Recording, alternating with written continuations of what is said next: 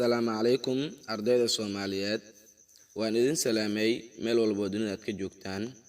Salaan kadib casharkeeni maanta wuxuu ku saabsan yahay jumladooyin waabsi ah oo aad u isticmaali kartid wada sheekaysiga. Dhegayso wacan. Horrifying sentences, jumladooyin waabsi ah. Really, run ahaantii, if I attempt haddii aan isku dayo to speak English inaan Ingiriis ku hadlo, the dead people, dadka dhintay, will wake up waxay ka soo kici doonaan from their graves qabriyadooda, and birds shimbirahane will convert me way igu soo xeeraarsami doonaan to listen si ay u dhageystaan my zealous speech hadalkayga qiirada leh. Why are you shivering? Maxaad u qarqaraysaa?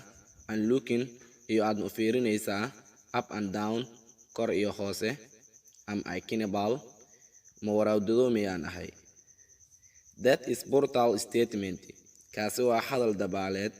If you were haddii aad ahayd a good English speaker, qof Ingiriiska si fiican ugu hadla, you wanna talk uma hadli lahayn like blind person sida qof amoole, who is begging kaasoo tuugsanaya the people dadka.